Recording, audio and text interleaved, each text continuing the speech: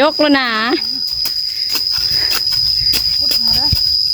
2 ภาคทางอันนี้มีเบิดก่อนหน่อไม้ไหลมันกำลังพอดีเลยนะจังบริเวณบริเวณปิดปีกเห็นดิคุดจีหล่อบ่ได้เมื่อนี้สิหาสอนได้หมดมือนี่เห็นไหมฝนตกลายมืออะไรมันกันง่ายเลยแหละหัวกันได้กันยังเว้ากันเนี่ย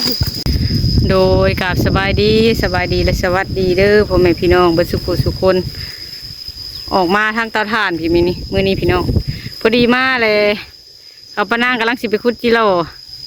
ใส่ลำน้อยว่าสิออกมาหาน้องไผ่น้องทรายเพิ่นว่าญาติเราจะเพิ่นขวัดทานเขาได้มาเก็บซอยก็เลยว่าเห็นจะเพิ่นไปคุดจิโร่กับสิไผ่ถ่ายให้พี่น้องเบิ่งบ่ฮู้สิได้หรือบ่การสิเป็นงวดแรกของปีพี่น้องปีนี้กำลังเริ่มคุดจิโร่มันกำลังสิป่งปีกประมาณสัมพอดีแกงเซนไม้น้ำมันอะไรพี่น้องเป็นจังใดก็ไปเบิ่งไปส้มน้ำกันมีปลานางนี่สาลาใหญ่สาไปคุดจิโร่พี่น้องสีนำไปคุดจิโร่น้ำกันเพื่อเลยสาลำน้อยกับบริถือเสียมมาในมือนี้มืออื่นเพื่อเลยอันใดมาหาคุดกับสีถือเสียมถืออย่างมาไปพี่น้องไปเบิ่งน้ำกันบัดนี้ไปพี่น้องบัดนี้ไปคุดจิโร่น้ำกันกำลังย่างไปย่างเข้าป่าเข้าดงพี่น้องถึงได้หน่อไม้เลยช้าๆเพิ่นได้แล้วหน่อไม้สิไปหาจิโร่มาแกงใส่จะได้ประมาณครับปุ้มลูกน้องน่ะให้คนลูกคนน้องว้าตัวพี่น้องผู้เขาวางกับดักแล้วทางไปกันก็บ่อยากได้ผู้หนึ่งต้องรอดไปก่อนพี่น้องไปหาอยู่หากินมือนี่พี่น้องเลยสิเพิ่นรอดไปกกอย่างน้อยนี่คือกกจานมันเป็นอย่างนะนี่กกดูไปยักโมโหกุ้งไม้ว่าไปสิลายกบมันมีเหลือดกกติ้วก็ยังมีเลือดเนาะว่าสิมาหาหน่อไม้ได้มือนี่นะเห็นที่จะคุดจิโร่แล้วกันอย่างมาเบิ่งก่อนหาพอได้เก่งป้าไปตัวเอานั่นยางกกอันนี้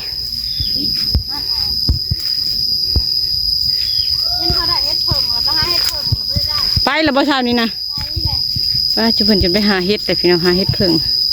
โอ้คือมานใช่ว่าเมียทันจำมั่งนี่มานจะซื้อยังบ่ทันได้โตพี่น้องยังบ่เฮ็ดอดฮู้ได้แต่ฮู้นะจกแล้วนะ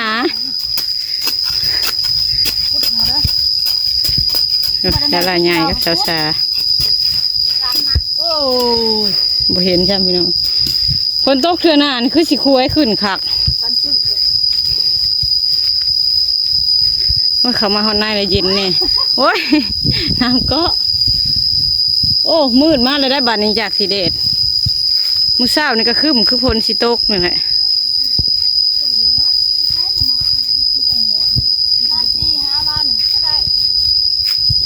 จะเข้าหาทั้งใด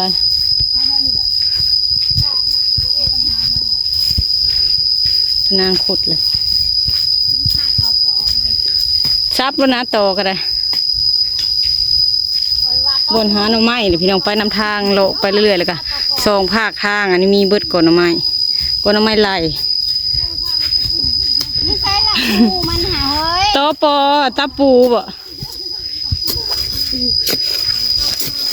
จกแล้วนะหูน่ะดินชายนะนี่เฮานี่เฮาขุดเลยเฮาบ่จกนะบ่แล้วเห็นเลยจกหาหูมาแล้วนะอย่าให้มันเสียอะไรจกใส่จกขัวโอ้ยจกกระจังจกแนวอื่นก็พออย่างว่านะจกแล้วนะมันมีขวยมันอยู่อัดอยู่พอขี้เคียบกะหายเลยหายเลยเนาะมันบ่เห็นแม่แหลมจักเถื่อเลยหาหน่อไม้ไหลปีนี้นะได้เถื่อเลยได้บ่ได้มาหาน้ำเพลินพี่น้องปีนี้บ่เห็นอะไรได้แหลมบ่ยังกะถึงหูขี้ตัวแหลมท่าน่ะนะมันไปน้ำโตไม้ไปจักไม่เห็นเลยค่ะเรือมันลงหลุมให้มันขดใหม่นะขดใหม่อีก3 คนที่เพิ่นนี่โอ้ยได้ผู้ละควยเสียบดได้ผู้ละควย เอาบ่ทอด ว่าง เต็มไปก็ไป กกผักติ้วได้นี่ผักติ้วเม่นบ่เม่นเท่าไร เอาบ่หา แกงกับหยังเลย เอามาปลูกอยู่เฮือน โอ้ยไม้ไว้เลยเด้ตัวทางหน้าเฮือนเจ้าค่ะจะขุดเอามือหน้าเดี๋ยวอยู่สวนเขาค่ะ อันคนลิ้นแล้วก็ชุดเอารอดมันเป็นไง ไปพี่น้องไปเบิ่งน้ำกันทางหน้าพุ่นแหละขุดหย่างไปนำทางใช้ได้บ่เบิ่งดูอันโตซ้ำได้ ไม่พอ ย่างไปนำทางเลยพี่น้องแล้วก็ไปเข้าสวนเก่าสวนหยังเข้าเจ้าหั่นแหละที่มีจิโล มัน ให้มัมไปใช้มือนี่ อยู่เพื่อน ขุดจิโลพี่น้องเอ้ย เว้ยไม่ใช่เลยใช่เลยพี่น้อง ขุดขึ้นมาแบบนั้นบ่ มันคือเห็นเลยโอ้เป็ด ให้เด้กำลังพอดีตัวอ่อนอยู่ มัน ชาลาใหญ่เป็นขุดอีกละโคยหนึ่งปะนางตัวนี้ออกค่อนข้างแดงบ่นี่นะข้างชวนลุงข้างบนลุงชูนพอถ่านพุ่นเลยเนาะ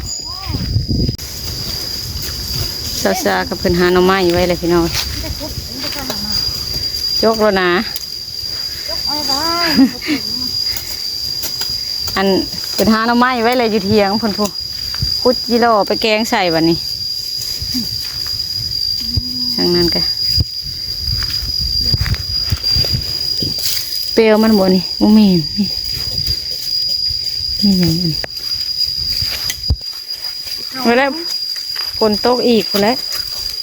เอ้ยมากระบอกนี่มันบ่เว้าเบิดละบ่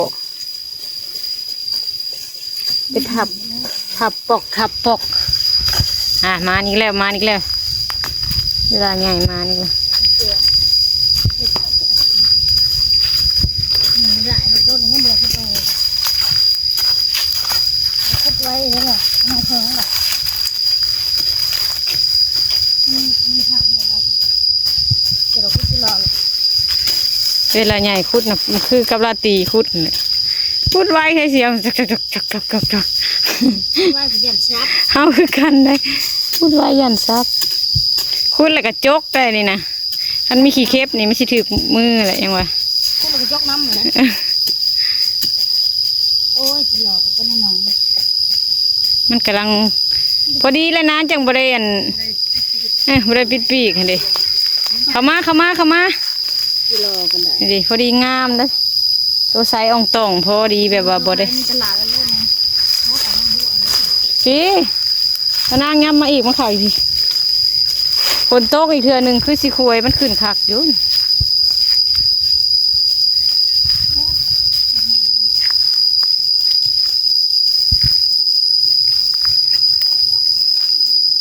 เขาทางส่วนเขาจะไว้ก็กระบกนะนี่เลยที่เขาไปคุดแถวคุ้มกันมันมากินหมากกระบกนี่หมากกระบกบนท่านหล่นหัวขี้หมากกระบกเซฟแกงหน่อไม้ได้พี่น้องอันนี้นะ เซฟทุกอย่างอันนี้นะพี่น้องแล้วลาใหญ่เราหมักเห็ดของอยู่ของกินไปอยู่พังไทยแต่กี้เพิ่นก็อยู่ห้านอาหารเห็ดอาหารขาย ขายอยู่ฮะตลาดขายตลาด ขายอยู่ตลาดอาหารไทยอาหารลาวเพิ่นเห็ดเป็นเบิดพี่น้องเอ้ยได้อีกเลยเด้อมาเด้อขึ้นคือออก พูดเพิ่นต้องบ่ออกดอกนี่โตอีกบ่จกลอดพื้นเลยค่ะหักใหม่เนาะหมักกระบกพี่น้องก็หมักกระบกไงจิโร่มันหมักอยู่เงากระบกนั่นนี่แหละนี่มันมากินถึงมันห่มหน่อยเนาะ งานมาบกหล่นเลยเดิน11 12 ช่วงนั้นมันโป่งปีกเนาะช่วงนะโอ้ปะนางทางนะ คุดกระมวล อดใจเอาพี่น้องมือนี้บไดิเยี่ยมอุปกรณ์มา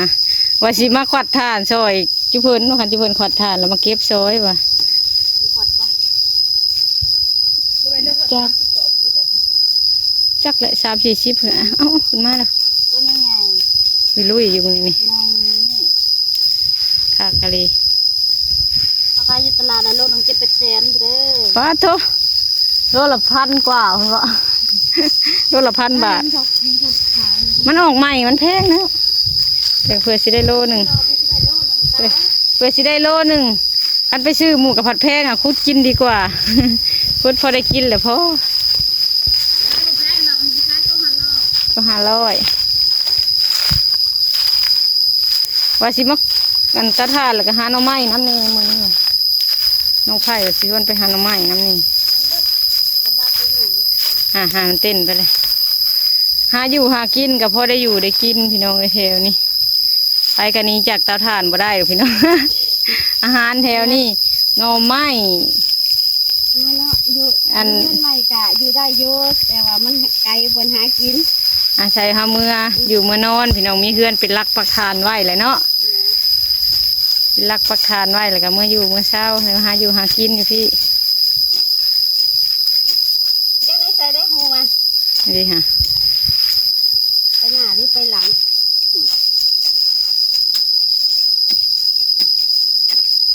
ตอนยังน้อยเขาหมักตัวได้ว่าอย่าไปนั่งตันอย่าไปนั่งไปทางหน้ามันสิหูมันสิเลิกกว่าว้าวคือมันนี่สิคุดไว้กระดอกกระเดี่ย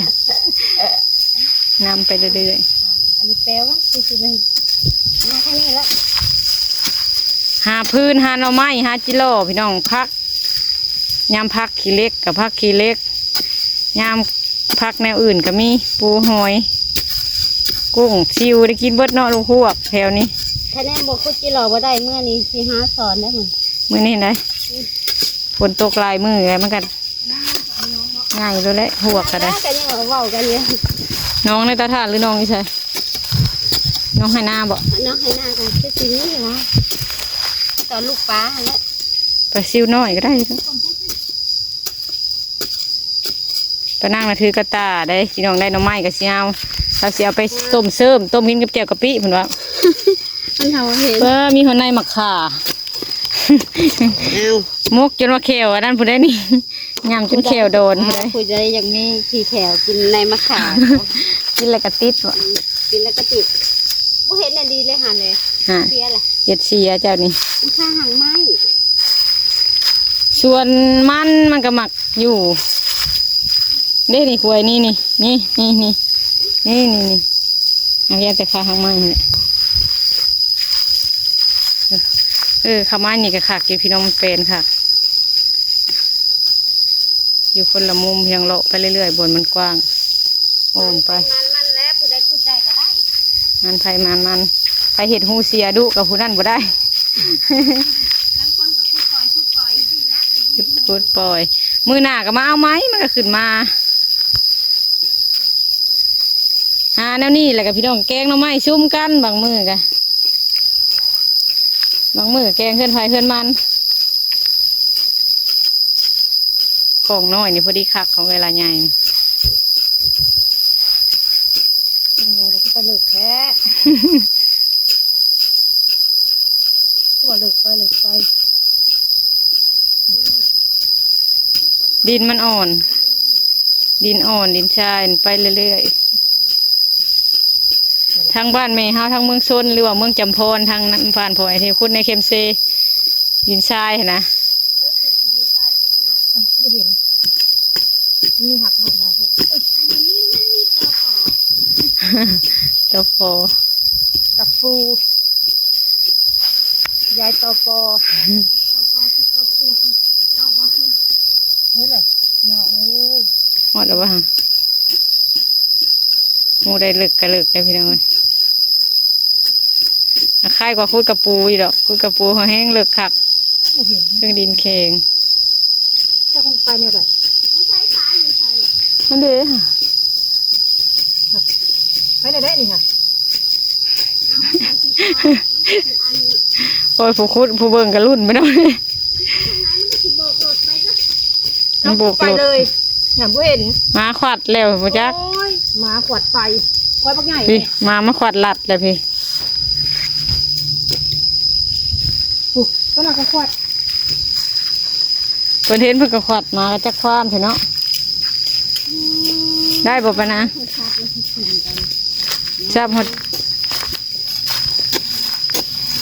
เพื่อนเป็นเติร์ดได้หญ้าเป็นมาครัวหญ้า3-4 มื้อ ยังดอนนั่น มื้อได้บัดนี้โดนหนึ่งนัดไว้มื้อใดบัดนี้ จักมือใดล่ะ มือใดว่าง พื้นเต็มเตาพุ่นแล้ว เอาบ่อหาซะก่อนแล้วก็พักผ่อนแหละ แม่นหั่นเลยเอากันแล้วเบิดเลยเฮาก็มีแต่ย่างแต่ในอันคอกไก่ให้ปะให้ไก่กินให้ไก่ส้นถ้าน้องไผ่เฮาก็จะก็สิไปขุดกิโลไปจักเฮ้ยดูสิหาหน่อไม้นี่มื้อนี้เห็นหมู่ไปขุดกิโลก็ยันปวดกิโลพุ่นแหละอยู่เพิ่นน่ะ จังแหละเสียมขอยมาเลย อ่ะเสียมไผ่ตัวนี้น่ะเออ เสียมขอยอยู่เพื่อนใหม่บ่ทันได้เอาน้ำมันเนี่ยบัด มื้อหน้าสิเอามาให้ดอกมื้ออื่นบ่ได้มื้อบ่สิมาให้เลยเอาให้มื้ออื่นพุ่นแหละ นี่ว่าเพราะว่าสิเมื่ออยู่มาแล้วเมื่อเสียม เอาเสียมแล้วก็ขัวหญ้าโดนนั่นหั่นเด้ แม่นอยู่บ่อะไรนั่น หนูบ่ไปหมดเลยโอ้แกก็สบายขึ้นมาเนาะให้นอนไข่คน น้องสาวคนอาซาลืมมาน้ำลังคนนี้ค่อยย่างค่อยเบิ่งไว้เลยพี่น้องเลยมันก็เห็นอยู่คือเก่าลังเถื่อกันผู้หนึ่งบ่เห็นผู้หนึ่งบ่เห็นต้องไปแบบตีหนาดกระดานไปแบบบ่ให้มันมีช่องว่างเลยนะจังสีได้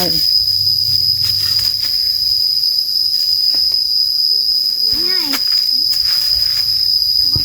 พูดไปพูดมาโมเห็นหู โอ้ยบ่เห็นกับป้าเลยเนาะ สิป้านะแม่ฉันกระจกเลยคือเฮานี่จกแท้จกว่าจกตอนนี้มืองอนเนี่ยจิ้มหาลังเถื่อยันมันตันจิ้มหาโอ้โหได้หลายแล้วได้นี่สั่นดังแขกๆเลยหักไม้แล้วก็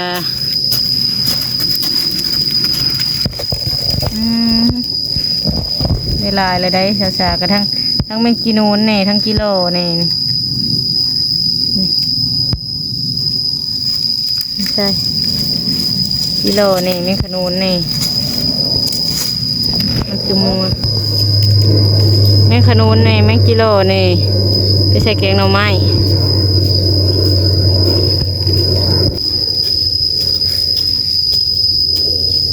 ผักผ่อนตัดพื้นหาของกิน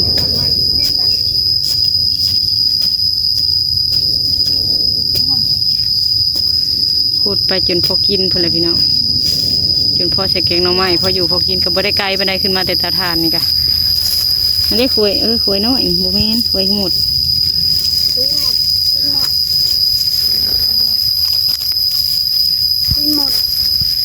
ย่างขึ้นมาน้ำทางกับบ่ไกลบันไดพี่น้องขึ้นมาแต่เตาถ่านกะข้าป่าโดนนี่โดนเวิ้งย่างเวิ้งชอดขึ้นมาเสิงนี่ไปจังเนาะนี่เสิงจ้า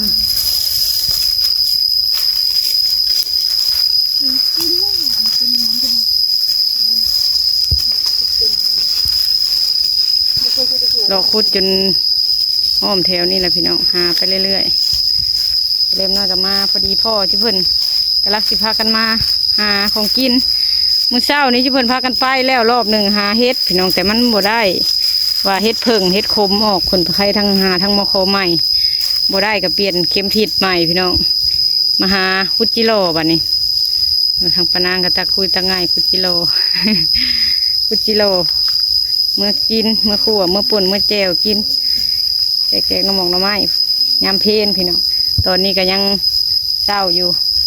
มาแต่ส่งไอเที่ยวอยู่โรงเรียนเลยค่ะไปวัดป่ากับบ่าวพามีว่าทางแม่บุญทวีกับแม่พันธุ์ทางต่างประเทศเพิ่นให้ไปมอบดินทรายอยู่วัดป่าพอดีพี่น้องเพิ่นกำลังสร้างวัดป่าแล้วเวียกทางนั้นเสร็จเรียบร้อยก็ออกมาทางเตาถ่านพี่จึงในคลิปนี้ก็สิขอจบคลิปก่อนเด้อพี่น้องเลยอยู่เพิ่นก็สิขุดต่อไปอีกเรื่อยๆเพื่อจนพออยู่พอกินไปนำกันเสร็จเรียบร้อยก็ไปพร้อมกันแต่บริทือเสียมามื้อนี้พอดีเฮ็ดไว้ที่เราเลยบอกพนางบอกผู้มานำกันเลยขุดจักเล็กจักน้อยดักพากันเมื่อเกงหน่อไม้เพื่อพี่น้อง ในหลายคลิปนี้ก็สิขอจบคลิปก่อนขอบคุญขอบคุณทุกท่านที่ให้กำลังใจเด้อพี่น้องสำหรับคลิปนี้ขอลาเลยเด้อพี่น้องเด้อ